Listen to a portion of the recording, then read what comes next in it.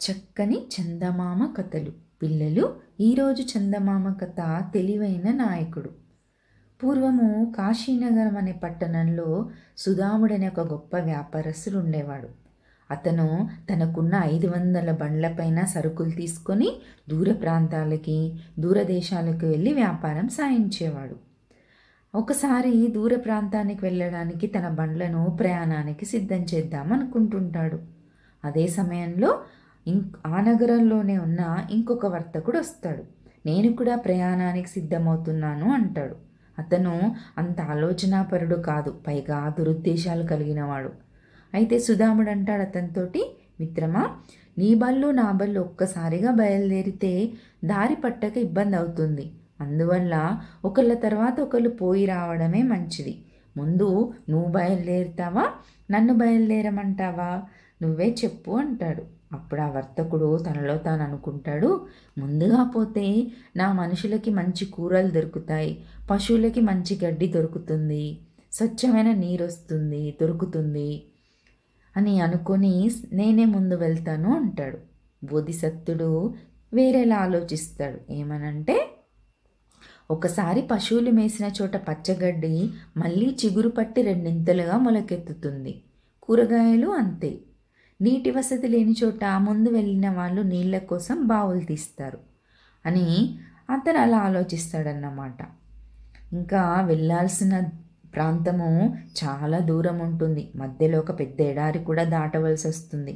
అందుకని మొదట వర్తకుడు ఏం చేస్తాడంటే తినుబండారాలు, పీపాల నిండా నీరు తీసుకొని బయలుదేరుతాడు. సరిగ్గా ఎడారి మధ్యకు రాగానే ఏమవుతుందంటే ఎదురుగా ఒక రథం వస్తూ కనిపిస్తుంది.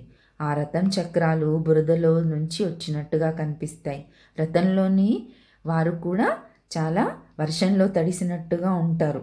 బట్టలు అలా తడిసి ఉంటాయి. వెనక వస్తున్న జనం కూడా అలానే ఉంటారు. వాళ్ళు ఎదురొచ్చి అంటారు ఈ వర్తకుడితోటి, ఇంత నీరు తీసుకెళ్తున్నారు, వృధా ప్రయాస. ముందు ముందు ఎడారిలో ఒక నదిపాయ ప్రవహిస్తూ వచ్చింది, అక్కడ వర్షం కూడా చాలా పడింది, అంతా పచ్చగడ్డే ఉంది అంటారు. ఈ మాటలు నమ్మి ఈ వర్తకుడు ఏం చేస్తాడంటే తన బండిలో ఉన్న నీళ్ళని అంతా పారబోయిస్తాడు. ఇంకా ముందుకు సాగిపోతాడు. ఎంత దూరం వెళ్ళినా ఎడారే తప్ప నీటి చుక్క అన్నది కనిపించదు. అందరి గొంతులు ఎండికిపోతాయి. తాగడానికి ఒక చుక్క నీరు కూడా వాళ్ళు ఉంచుకోలేదు. ఇంకా చాలా దుర్భరమైపోతుంది వాళ్ళ పరిస్థితి.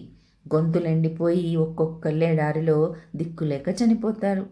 అలా మరణించిన వాళ్ళందరినీ ఆ రథం ఎదురొచ్చిందని చెప్పాను కదా, వాళ్ళందరూ వచ్చి వీళ్ళని భక్షిస్తారు.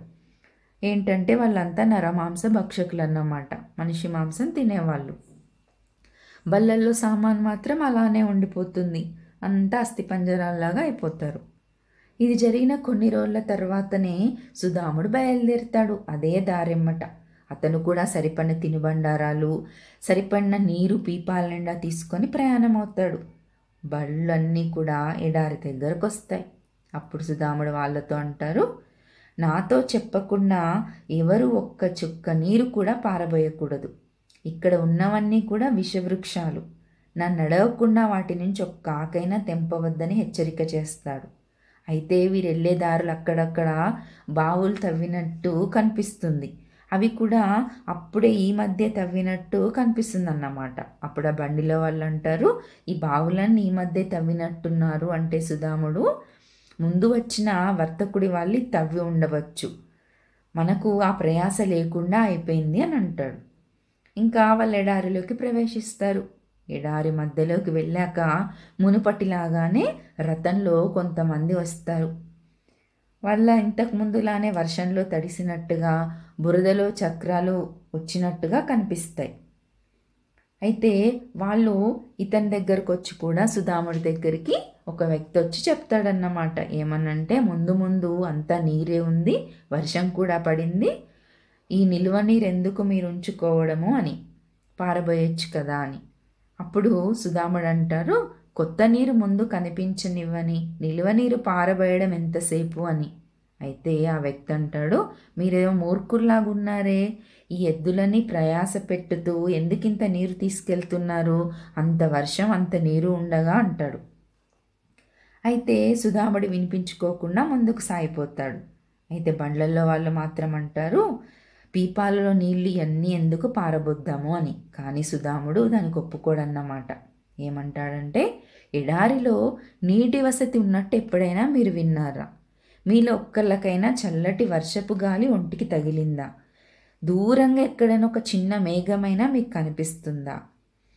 ఒకవేళ ఈ వర్షం వచ్చింది అనుకుందాం, ఈ ప్రదేశంలో ఉరుము శబ్దం ఎక్కడైనా వినిపించిందా అని అంటారు. అప్పుడు వాళ్ళు ఏమీ చెప్పలేకపోతారు. అప్పుడు సుధాముడు అంటాడు, చూడండి, వాళ్ళు నిజంగా మనుషుల్లాగా నాకు అనిపించడం లేదు అని. నరమాంస భక్షకులని నా అనుమానం అంటారు. అలా సాగిపోతారు ముందుకి.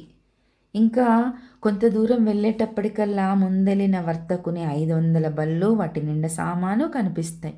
చుట్టూ అస్థిపంజరాలు చెల్లా చెదురుగా పడి ఉంటాయి. అది చూసంతా ఆశ్చర్యపోతారు. అప్పుడు సుధాముడు అంటారు, చూసారా, దూరాలోచన లేక నీళ్ళన్నీ పారబోసుకోవడం వల్ల ఆ వర్తకుడికి పట్టిన గతి ఏమైందో అని అంటాడు. ఇంకా తెల్లారగానే అతడు ఆ బల్లను కూడా తీసుకొని వెళ్ళదలిచిన దేశం వెళ్తాడు. చాలా లాభం గడించి పరివారంతో సహా క్షేమంగా తన నగరానికి వచ్చి సుఖంగా ఉంటాడు.